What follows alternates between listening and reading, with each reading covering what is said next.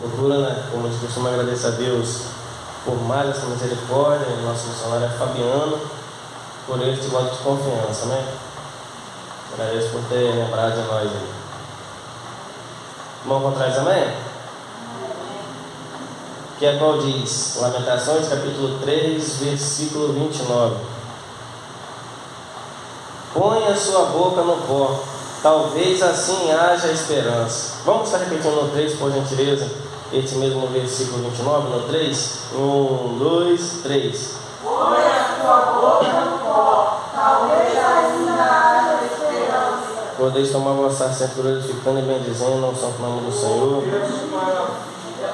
Desde já aviso aos irmãos que garganta estava falhando, talvez rapidamente venha falhar, né?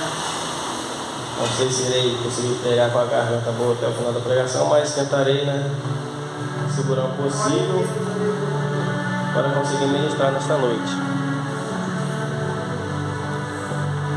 Deus continue sendo louvado. Aqui vemos relatar as Sagradas Escrituras acerca da situação do povo de Jerusalém. Costumo sempre estar entrando, né, em introdução, mas por conta das horas já avançadas, já está entrando diretamente na ministração, sem introdução, que é a qual vemos relatar apenas a palavra, né, por começo, acerca que a qual, né, é lamentações, que assim significa, né, choro de alguma pessoa, um sofrimento profundo de alguém, que é a qual é fácil dizer que se encontrava nessa situação. Por isso que fala em cima do primeiro capítulo do profeta Jeremias, em que a qual nos relata dizendo lamentações de Jeremias. Se os irmãos forem, né, ver, estará escrito isso, lamentações de Jeremias, ou seja, lamentações do profeta Jeremias, em que a qual o profeta Jeremias estava numa situação em que a qual a lamentação dele era pelo povo de Israel, pelo povo de Jerusalém, que a qual estava ali desagradando aos santos olhos do Senhor, fazendo tudo que era mal aos olhos do Senhor, e Deus só ameaçando em modo de se falar, ou ameaçando exatamente mesmo, que a qual iria destruir aquele povo, iria fumegar, iria consumir, e o profeta Jeremias, sempre intercedendo pelo povo, pedindo a Deus pelo povo. E é fácil dizer alguns pontos dos primeiros capítulos, encerra o primeiro capítulo, em que a qual aquele povo estava prevaricando contra o Senhor. E o que vem a significar a palavra prevaricar, que é qual significa alguém que abandona o seu cargo, alguém que abandona o seu compromisso. E já começando a ministração, vivemos no meio de uma nova geração, em que a qual quantos prevaricadores se encontram dentro da casa do Senhor, em que a qual até está na igreja, mas não está mais querendo exercer o seu compromisso, já não quer mais exercer com responsabilidade, que a qual está abrindo mão do seu compromisso, daquilo que Deus confiou por poucas coisas. Eu estou como um tesoureiro, uma tesoureira, mas o irmão olhou com cara feia para mim e eu não gostei. Eu soube que o irmão ou a irmã falou mal de mim, eu não quero mais exercer. Este cargo de tesoureira está prevaricando contra o Senhor. Se o Senhor confiou em minha mão, confiou em tua mão a exercer tal responsabilidade, é para nós exercermos esta responsabilidade direito e não abrir mão por poucas coisas. Não é para estar na posição do profeta Jonas, em que a qual tentou fugir da presença do Senhor depois que Deus deu a ordem para ele, para ir até a cidade de Nínive, que a qual era para pregar contra aquela cidade. Mas conhecemos bem a palavra do Senhor, em que a qual ele fugiu, tentou pegar sem muito detalhe nesta parte, nessa passagem. Pegou o navio, a embarcação para Tarsis, totalmente diferente, ao contrário da direção que Deus tinha ordenado a ele, ou seja, tentou fugir da presença do Senhor. E como como fugir da presença ou da face do Senhor, não tem como se esconder, não tem como fugir, não tem como se apartar. Salmo 139, versículo 1, que a qual diz que Deus é onipresente, onisciente e onipotente. Ele é onipresente, está em todo lugar. Ele é onisciente, ele tem a ciência de todas as coisas, ele sabe de todas as coisas, e ele é onipotente, ou seja, ele tem todo o poder em suas mãos. Não tem como fugir da face do Senhor. Nem tampouco, conforme o profeta Jeremias também, no primeiro capítulo, que é a qual ele tentou na sua juventude fugir da ordem do Senhor, em que o Senhor disse: profeta Jeremias, vem aqui, vai até a cidade de Judá, prega isto, isto e isto.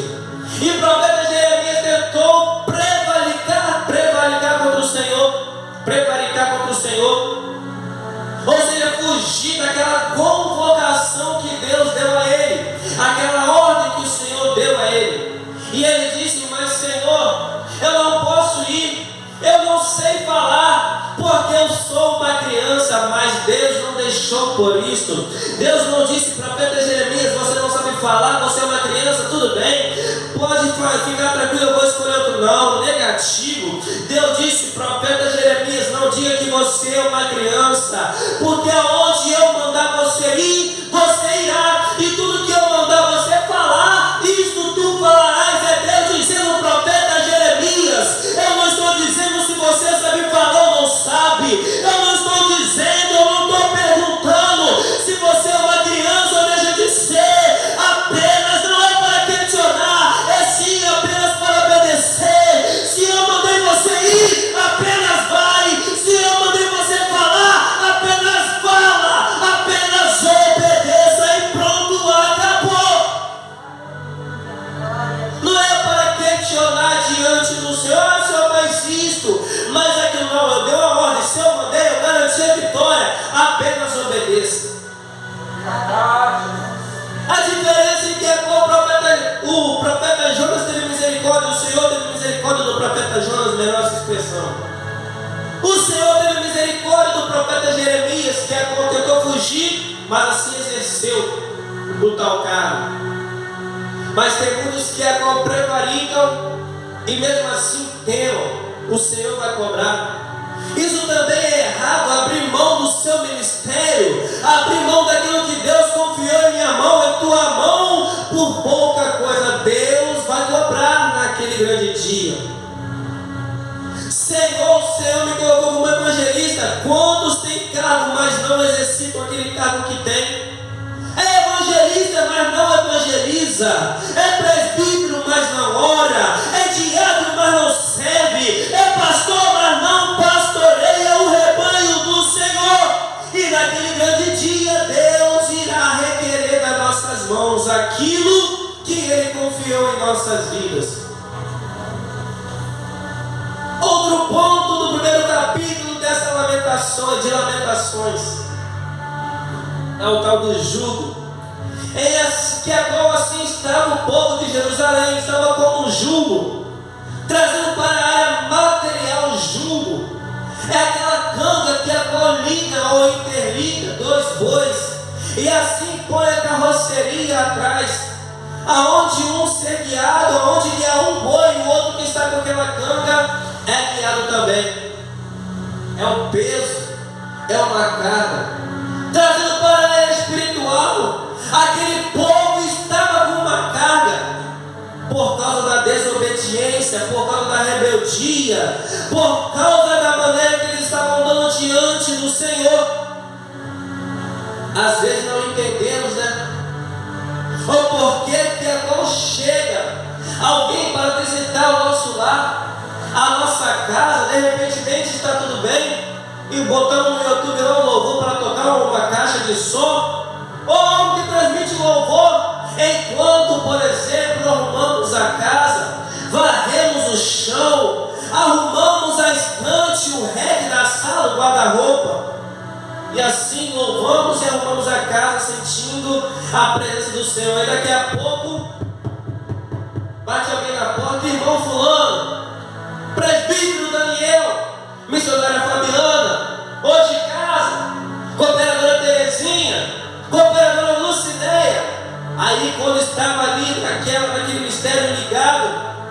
nos céus, abre a porta, a pessoa entra, ela vem te visitar, bastante tempo que eu não te vejo, aí nós, com bom grado, pode entrar, fica-se à vontade, tem um café aqui, tem um pão, pode ficar à vontade, começa a conversar com a pessoa, e do nada aquela presença maravilhosa começa a vir uma opressão, vem um peso espiritual que nós não entendemos por quê, porque possa ser provável em que aquela pessoa que vem nos visitar está na desobediência, está no pecado, está carregando um peso, está carregando um jugo, que é bom, o ambiente fica pesado, já não fica mais a mesma coisa. Quando estamos na posição do profeta Jonas, carregamos um peso, e quem está perto sente aquele peso que é qual está em nós. Às vezes não entende, uma opressão ali, eu não estou entendendo nada. Às vezes é por causa do irmão que está perto de você, está perto de mim, e está carregando um peso, como consequência do pecado da falha. Aconteceu isso na embarcação do profeta Jonas. Veio uma tempestade, poucos detalhes desta parte, e assim aqueles homens hebreus que adoravam outro tipo de deuses optaram em jogar todas as suas fazendas, todas as suas malas no mar para ver se a tempestade se acalmava, mas não se acalmou. E depois, conforme o profeta Jonas teve a ideia antes, eles tentaram poupar Jonas, mas viram que não tinha como poupá-lo. Decidiram, conforme o profeta Jonas tinha dito antes, dando a ideia, a culpa é minha, porque ele jogou a sorte ali e caiu em Jonas, e contou todo o caso. A história da desobediência, por isso que está assim: me joga, me lança no mar, e eu detesto a negócio da calma. E assim foi dito e feito. O peso do profeta Jonas acarretou naquela embarcação, naquele navio, que a coisa estava indo para Tarsis.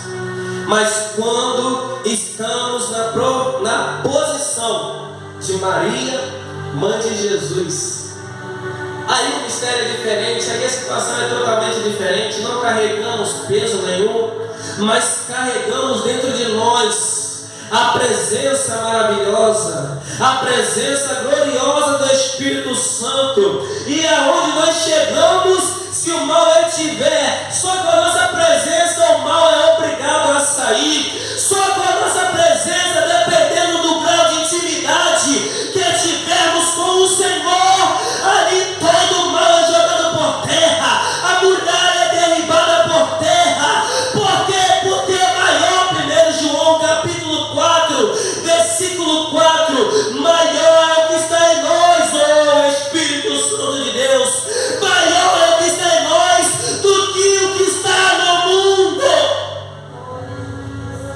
É bom estar na posição de Maria, mãe de Jesus, que a qual foi visitar o Evangelho de Lucas, capítulo 1, foi visitar sua prima por nome Isabel, que a qual estava gerando no seu ventre o profeta João Batista, em que a qual o Evangelho de Lucas ele pode dizer que Maria saudou a Isabel.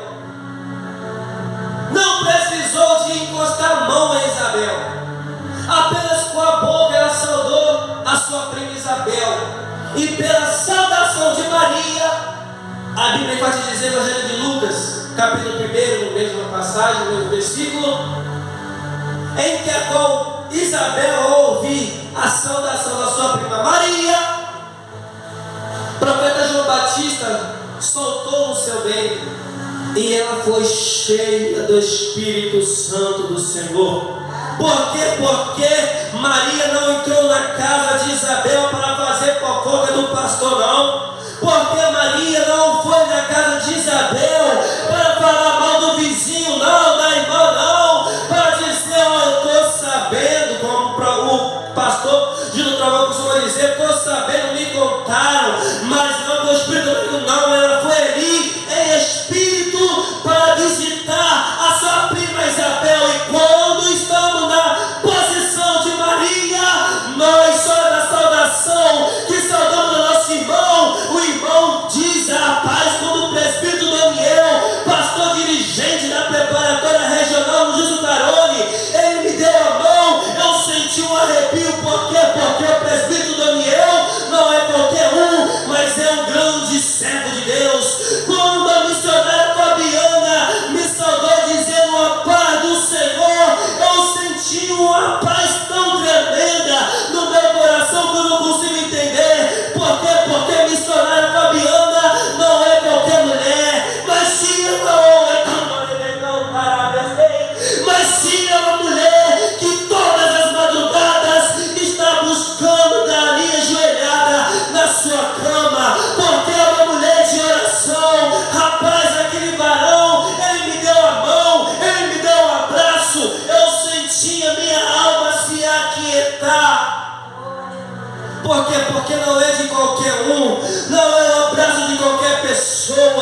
mas é verdadeiramente de um homem e de uma mulher de Deus.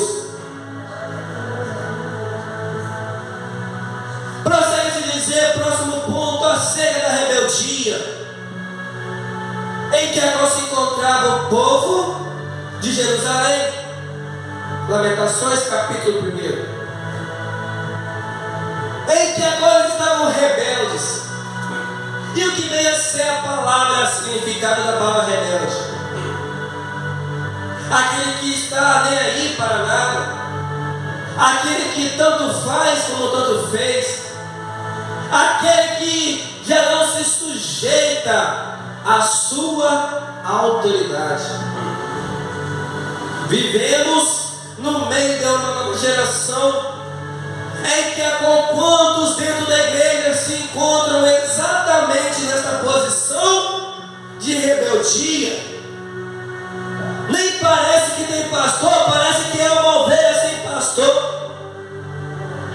Sai por aí fora para pregar no dia de culto do seu ministério, sem avisar o seu superior. E o pastor diz, o irmão fulano voltou ao culto hoje, onde será que ele está? Será que ele está bem? Mas quando vai ver, ele voltou ao culto porque ele quis. Ele foi para outra igreja sem dar satisfação, achando que não deve satisfação a ninguém. Está na rebeldia. E mesmo dando saudade, satisfação mentirosa. Pastor, não vou na igreja hoje não, estou passando mal. Mas quando vai ver mentira, está com preguiça de vir na igreja, não quer vir no culto porque não quer a própria vontade que está faltando. Estou passando mal, mas quando vai ver está de pernas cruzadas no sofá, assistindo novela, assistindo futebol, fazendo piada com os coleguinhas, na roda dos escarnecedores. Já perdeu o compromisso com a obra do Senhor, se encontra na rebeldia e Deus vai cobrar. O irmão não veio hoje porque ele está passando mal. O pastor está passando mal. Nós enganamos o pastor, enganamos o papai, enganamos a mamãe.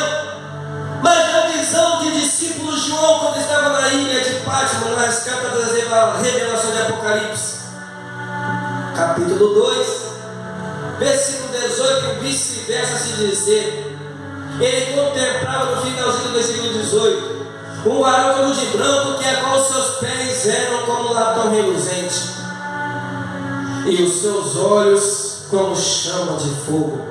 O pastor não está vendo mesmo não a sua rebeldia, o seu pecado escondido, não está vendo mesmo não. Ninguém superou a Mulher Maravilha para adivinhar as coisas e ver atrás da parede, não. O papai e a mamãe não está vendo, o pastor não está vendo, a igreja não está vendo. Mas aquele que tem os olhos como chama de fogo, ele está contemplando tudo. E naquele grande dia, se eu não me consertar a tempo, se eu não me arrepender, naquele grande dia, no juízo final, no tribunal final, será cobrado. Devemos nos consertar enquanto ainda dá tempo. Capítulo 2 de Lamentações. O cerco e a ruína de Jerusalém. Começa Deus a tratar com Jerusalém. Os filhos ali, o profeta Jeremias, Senhor, tem misericórdia. Está vindo fome, será que as mães, os pais terão que matar os próprios filhos para comer, para servir como alimento? Tais jovens, tais mancebos já morreram. Cidade está arruinada por causa da rebeldia, por causa da desobediência.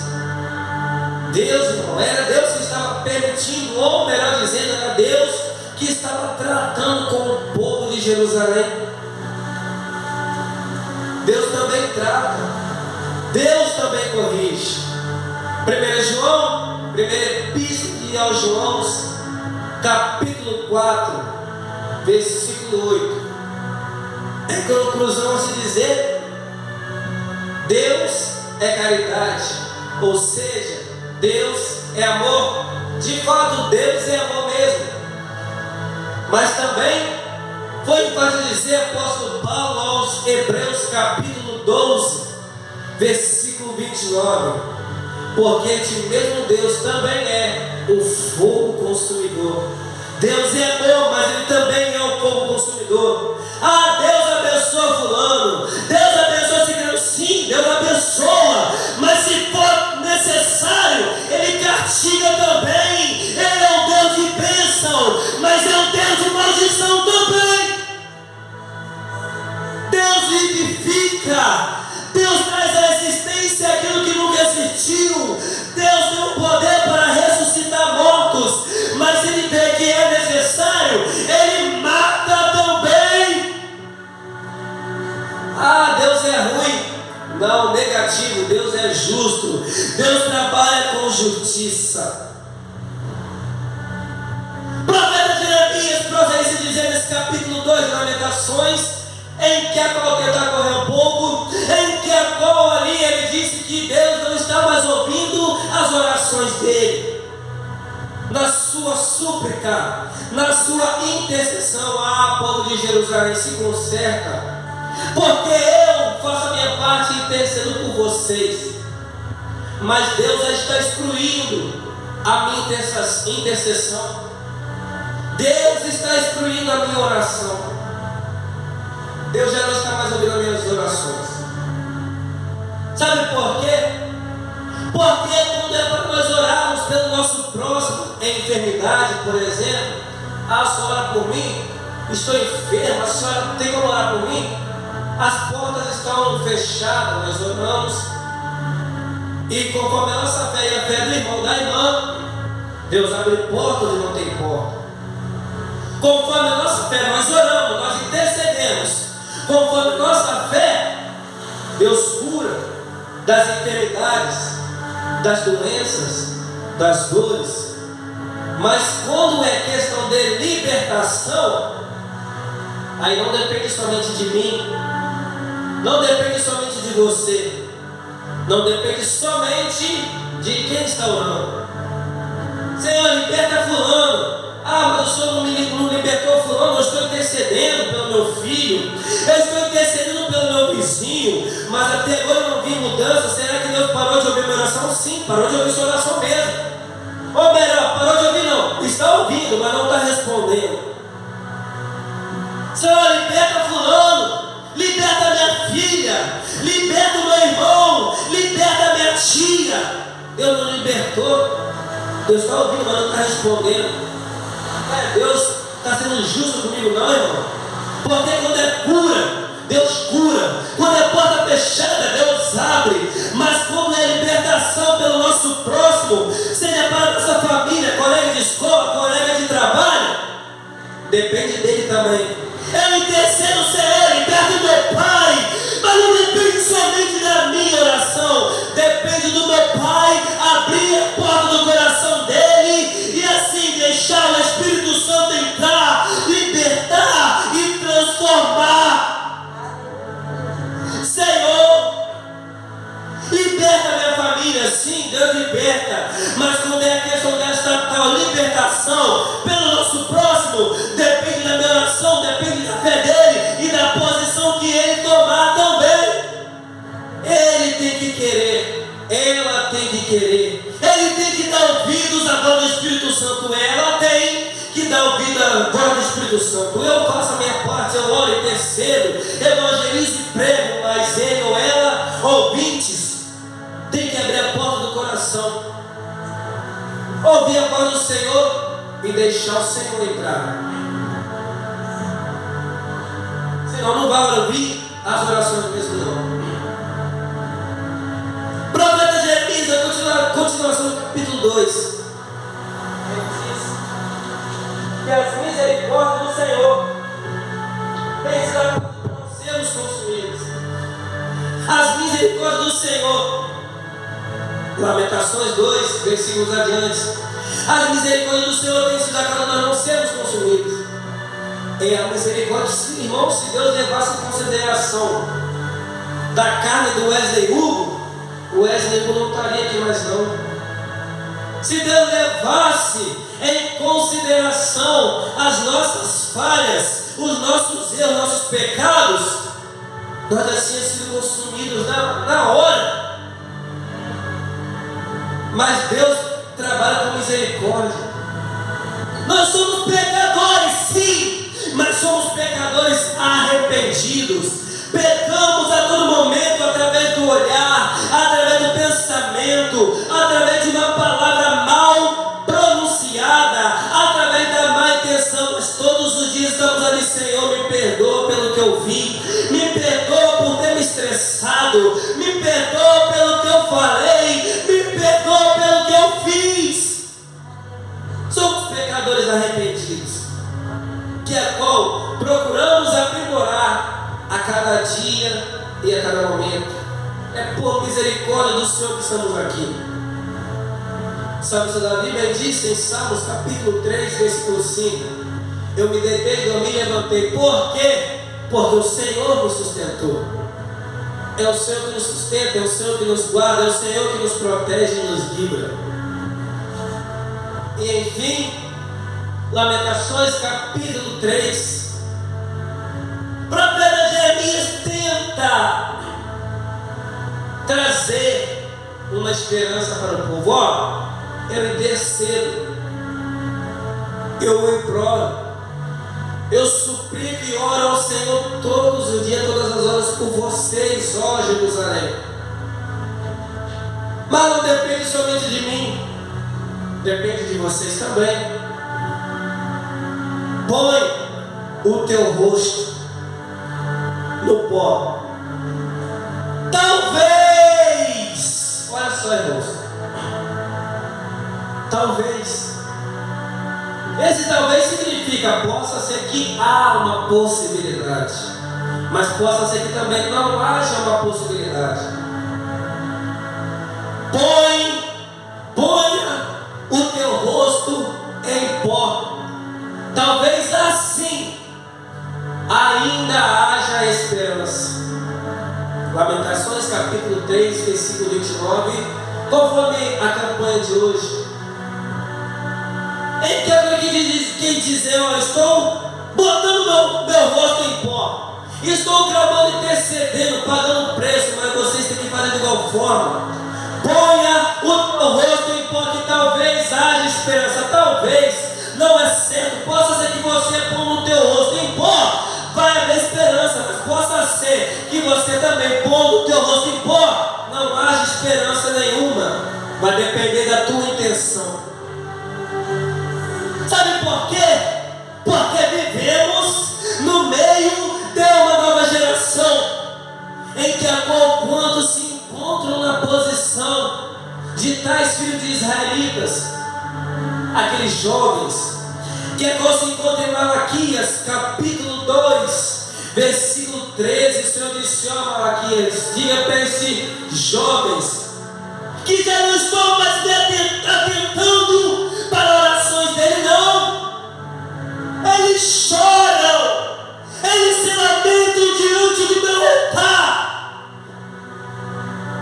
mas o que eles estão fazendo não está do meu agrado.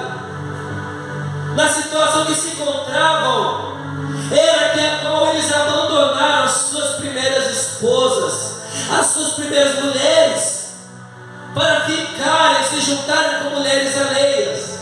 E aí todos os dias no altar: Senhor, me perdoa, mas não abandonava as mulheres alheias, e voltava com a sua esposa da sua juventude, da sua mocidade. Aí no outro dia ia no altar: Senhor, me perdoa, chorava, se lamentava, mas cavava oração ali, não abria mão das mulheres alheias, continuava com as mulheres alheias. Vivemos no meio de uma nova geração, em que a qual quantos que choram, se lamentam diante do Senhor: Senhor, me perdoa, porque eu errei, mas no conceito com o Senhor já está pensando em errar de novo. Senhor, me perdoa, Senhor, porque eu pequei, mas acabou de pedir perdão diante do Senhor, acabou de se lamentar, acabou de chorar, acabou ali um momento quando volta, vai e peca de novo. E Deus está dizendo hoje: já chega, já basta, desta forma não dá. Já não estou mais atentando para estas súplicas, já não estou mais atentando para estas lamentações, já não estou me atentando para esse choro, porque eles choram e pecam, se consertam e pecam novamente. Não, assim não dá. E o profeta Jeremias diz: põe o teu rosto em pó, talvez haja esperança, talvez assim haja esperança. Vai depender de você, vai depender da tua intenção. Põe o teu rosto em pó, mas é para pôr o rosto em pó com sinceridade, é para se entregar de coração, é para adorar em espírito, em verdade, é para se consertar e abandonar o pecado. Jesus disse para aquela mulher que tinha adulterado, poucos detalhes nessa parte, já terminando: mulher, ali trouxeram ela para ser apedrejada, mas trouxeram o caso a Jesus, como se ele fosse um juiz para julgar aquele caso. Essa mulher foi pega em adultério. Na lei de Moisés, o certo é apedrejar. Fala aí, Jesus, o que o Senhor diz: aquele que não tem pecado, atire a primeira pedra. A Bíblia pode dizer que é falando por um, soltaram as pedras e ninguém se ousou a apedrejar aquela mulher. Mas não ficou por isso só. Jesus não deixou ela embora, saindo de adultério, a ponto de ser apedrejada de acordo com a lei de Moisés. Mas ele disse: mulher, vai, cadê os seus acusadores? Foi embora, Jesus. Se eles não te acusaram, então nem pouco eu vou te acusar. Mas vai e não peques mais. Sabe isso da Bíblia? Ele disse também: aquele que confessa e deixa, alcança a misericórdia. Aí vem o Evangelho de João, capítulo 5, naquela passagem, daquele paralítico que agora estava coxo, há 38 anos, que estava tentando entrar no tanque, mas não conseguia. Aí chega Jesus e diz: tem explicação. E ele diz: estou há muito tempo tentando entrar nesse tanque, mas não consigo entrar, porque quando eu vou tentar entrar, alguém com mais possibilidade do que eu, como estou coxo, as pessoas têm enfermidade que é outro tipo de enfermidade, entram na minha frente. Se Jesus fosse ignorante, ele dizia: eu não estou perguntando se você está muito tempo aqui ou não está. Eu não estou perguntando se estão entrando na tua frente, cortando a tua fila ou não está. O que eu perguntei se você quer sessão é para responder se sim ou não. Mas Jesus não é ignorante. Ele nem levantou um acaso assim e já profetizou dizendo, no versículo 8 de João 5: levanta-te, toma a tua cama e anda. Maravilha, né, irmão? 38 anos coxo, ali na expectativa de ser curado, quando o anjo descia de tempo em tempo para movimentar as águas, e quem entrava era curado de qualquer tipo de enfermidade. E ele não entrou, ele teve o privilégio, irmão. Muitos foram curados pelo tocar e movimentar das águas daquele tanque, mas aquele coxo teve o privilégio de receber a cura, não do anjo, não do movimento das águas, mas diretamente do próprio Jesus. Mas lá no finalzinho, sem muitos detalhes, já terminando, nem para te dizer que ele foi, estava coxo, quem te curou? Não é lícito andar com esta cama carregando ela no dia de sábado. Não sei se pode ou não pode, mas estou obedecendo a ordem de um homem aí que me curou e falou para mim: levanta, toma tua cama e anda. E quem é esse homem? Não sei, só estou seguindo o ordem que ele mandou. Ele me curou e mandou para ficou carregando. Aí depois ele se encontrou com Jesus. E Jesus disse para ele: ó, você foi curado. Agora vai e não peques mais. Para que não, versículo 14 de João 5. Vai e não peques mais, para que não te aconteça ou não te suceda algo pior. Então aquele coxo não estava coxo há 38 anos por um acaso. Aquele coxo não estava na situação do cego Bartimeu, que agora estava ali para a glória do Senhor. Não, ele estava pagando por um pecado. Ele estava passando pelo tratar de Deus. Ele estava passando pela consequência do Pai Celestial. O Senhor está dizendo: ei, põe o teu rosto em pó. Talvez assim irás esperança.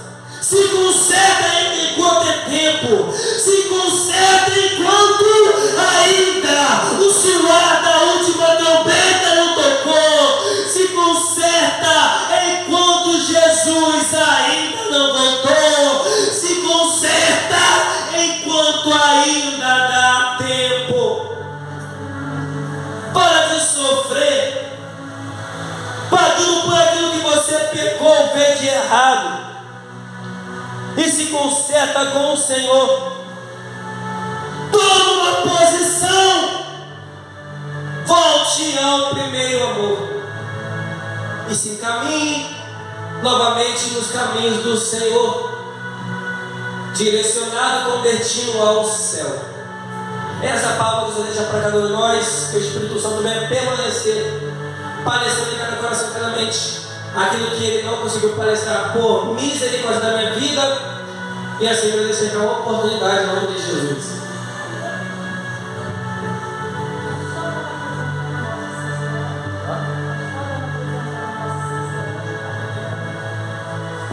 Deus continue sendo louvado. Oremos, amado Deus e eterno Pai, Pai de nosso Senhor e Salvador Jesus Cristo.